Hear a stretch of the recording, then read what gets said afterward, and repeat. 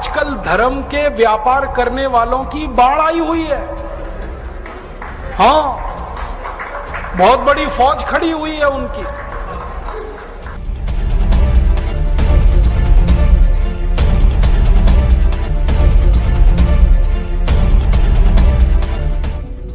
शराब का सबसे पहला फायदा, शराब आपके कॉन्फिडेंस को बढ़ाती है।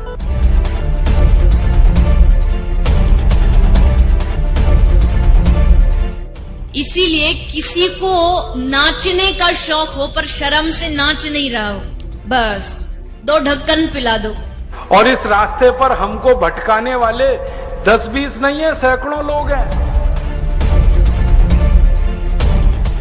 कि अगर इस्लाम को पूरी दुनिया अगर स्वीकार कर ले तो इसमें कोई बुराई नहीं है, तो ऐसे हिंदू धर्म को मैं तिलांजलि देता हूं। हिंदू धर्म कुछ नहीं है। और भगवान राम की जिंदगी के वो प्रसंग कभी नहीं सुनाते जो हम में वीरता पैदा करें। सूरत आपकी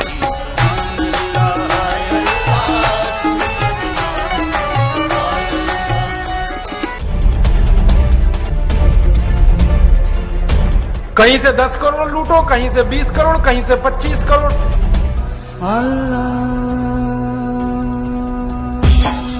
तेरी मोहब्बत दिल में है या अल्लाह, तेरी मोहब्बत दिल में है या अल्लाह। मैंने देखा है क्या क्या पाखंड और नौटंकी चलता है। जिस समय नमाज पढ़ी जाए तो हम भी प्रयास करें कि अपनी भागवत बंद करके 5 मिनट के लिए उनके लिए हम अल्लाह को प्रणाम करें। क्या जाता है, क्या फर्क पड़ता है। एक आया राम की कथा कहेगा 10 करोड़ लेके जाएगा, दूसरा कृष्ण की कथा कहेगा वो 15 करोड़ लेके जाएगा। मुझे मैं राम कथा में संकीर्तन कराता हूँ और बीच में हरि बोल कराता अली मौला अली मौला अली मौला बुलाता हूँ और पूरी सभा अली मौला का कीर्तन करती है। तो कई धर्मगुरु मुझे भी पूछते हैं कि आप हरि बोल के साथ अली मौला को क्यों लाते हैं। मैंने कहा मैं लाता नहीं, अली मेला मुझसे बोल रहा है। ये बापू नहीं है, डाकू है। बापू नाम तो शर्म आती है कहते हुए, और माला पकड़ा देते हैं कि राम राम राम राम राधे राधे राधे राधे राम राम राम राम राधे राधे, बस यही करो देश तो ठीक हो जाएगा। और ज्यादा उनसे तर्क करो तो कहने लगे तुम क्यों व्यर्थ चिंता करते हो, तुम क्या लाए थे, क्या ले जाओगे, जो हो रहा है अच्छा हो रहा है। मैंने देखा है क्या क्या पाखंड और नौटंकी चलता है। भगवान राम की कथा कहने आते हैं और भगवान राम की जिंदगी के वो प्रसंग कभी नहीं सुनाते जो हम में वीरता पैदा करें, जो साहस पैदा करें। राम की जिंदगी में बहुत सारा हिस्सा साहस का है, वीरता का है। जब 14 वर्ष के लिए वनवास चले गए राम, तो हमको सुनाई जाती है राम की जो कथा ना, उसमें कहते हैं राम ने 14 साल एक ही काम किया, हाय सीते हे सीते, हाय सीते हे सीते, हाय सीते, ये सुनाते हैं हमको। हाँ, यही सुनाते हैं निकाल के कहानी में से। और मैं कहता हूं कि राम को अगर हाय सीते हे सीते हाय सीते यही करना था 14 साल, तो दूसरा विवाह क्यों नहीं कर लिया। सैकड़ों राजा तैयार थे अपनी राजकुमारियों को राम को देने के लिए, वो तो कर लेते दूसरा विवाह, क्योंकि हाय सीते हे सीते हाय सीते हे सीते एक स्त्री के लिए अगर वो इतने ही बिलख रहे थे, तड़प रहे थे, दूसरा विवाह कर लेते। तो ये सब चुप हो जाते हैं, फिर बात नहीं करते। फिर मैं उनको रामायण में से निकाल के दिखाता हूं, देखो राम ने हे सीते हाय सीते कहा नहीं कहा ये मुझे नहीं मालूम, लेकिन 14 साल वन में रहते हुए सैकड़ों राक्षसों का संहार किया उन्होंने, मारा उनको और धर्म राज्य की स्थापना कराई। ये कहानी नहीं सुनाते क्योंकि इससे वीरता पैदा होती है। तो राम का जो वीरत्व है वो नहीं सुनाएंगे आपको, उनकी जो कमजोरियां हैं वो सुनाते हैं आपको।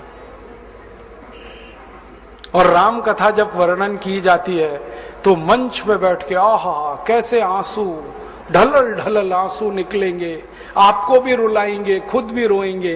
किस बात के लिए हो, राम को वन गमन में इतना कष्ट हो रहा है, वन में इतनी तकलीफें हो रही हैं, तो राम की तकलीफों का वर्णन कर रहे हैं, आंसू आ रहे हैं, और ये सारा वर्णन एयर कंडीशन्ड मंच पर बैठकर होता है। अपने को तकलीफ नहीं होनी चाहिए, राम की तकलीफों का वर्णन कर।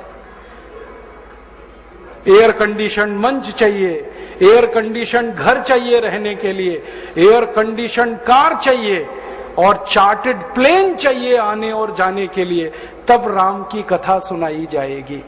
जो राम जिंदगी भर पैदल चलते रहे, जिन्होंने अपना रथ भी छोड़ दिया था अयोध्या से निकलते समय, वो राम ने जिंदगी भर पैदल चल के काम किया, और यहां एयर कंडीशन कारों में घूम घूम कर, चार्टर्ड प्लेन में घूम घूम कर राम की कथा सुनाते हैं। वो कथा वथा नहीं है, वो उद्योग है, व्यापार है, बिना टैक्स का। और मुझे बहुत शर्म है ये कहते हुए, समय आने पर प्रमाण से बात करूंगा कि राम कथा कहने वाले ब्लैक मनी को व्हाइट मनी करने के काम में लगे हुए एजेंट हैं, और इससे ज्यादा कुछ नहीं है। और मुझे इससे भी बड़ी शर्म आती है कहते हुए कि आप जो उनको दे रहे हैं दान के रूप में, वो पैसा ब्याज पर उठा रहे हैं वो दूसरे लोगों को, और आपके दिए हुए पैसे से धंधा बना रहे हैं अपना। फिर ऐसे कृष्ण की कथा कहने वाले आ जाते हैं, कहते राधे राधे राधे राधे राधे राधे, और कुछ कहो ही मत, राधे राधे। कंस को मारा, जरासंध को मारा, शिशुपाल को मारा, अधर्मियों को मारा, ये सब थोड़े में, राधे राधे राधे राधे बड़े में। हाँ, क्योंकि आपको कायर बनाना है ना, निर्वीर बनाना है, नपुंसक बनाना है, तो वीरता की कहानी क्यों सुनानी है? तो चुन चुन कर ऐसी कहानियां सुनाते हैं। और मैं आपको बहुत गंभीर बात कह रहा हूं कि ये सारे हमारे देश में जो पाखंडी लोग हैं ना, राम और कृष्ण की कथा कहने वाले, ये सरकारों के साथ मिले हुए हैं, क्योंकि सरकारों ने इनको एक कान में मंत्र फूंका है, तुम लोगों का ध्यान इस तरफ भटकाते रहो ताकि कोई महंगाई के खिलाफ न लड़े, गरीबी के खिलाफ न लड़े, बेरोजगारी के खिलाफ न लड़े, अत्याचार के खिलाफ न लड़े, वो डूबा रहे राधे राधे राधे राधे राम राम राम राम, बस इसी में। और समझाते रहो, तुम क्या लाए थे, तुम क्या ले जाओगे, क्यों व्यर्थ चिंता करते हो, जो हो रहा है अच्छा हो रहा है, आगे होगा और भी अच्छा होगा। एक रास्ता ये है। अब दो रास्ते हैं अपने सामने, एक रास्ता भगत सिंह का, ऊधम सिंह का, चंद्रशेखर का, एक रास्ता हमारे ये धर्म गुरुओं का, पाखंडियों का, जो राम की कथा, कृष्ण की कथा। मुझे बहुत ऑफर आए हैं, मैं आपको दिल का दर्द बता रहा हूं, सच में कह रहा हूं, आपसे नाम नहीं लेता। मुझे ऑफर आए कि तुम कहां बेकार भटक रहे हो, मेरे साथ आ जाओ। मैंने कहा बापूजी क्या होगा उसमें? तो कहने लगे जितना मिलता है वो डबल हो जाएगा। मैं बोलना कैसे? तो उन्होंने कहा तुम्हारी वाणी में बहुत जोर है, और मेरे पास लोगों की भीड़ इकट्ठा करने का, मजमा लगाने का तरीका है। मैं ऐसा डमरू बजाता हूं कि सब इकट्ठे होते हैं, और तुम्हारी वाणी में जोर बहुत है, मिलके लूटेंगे, थोड़ा तुम्हारा थोड़ा मेरा। ऐसे खुले ऑफर हैं मेरे पास।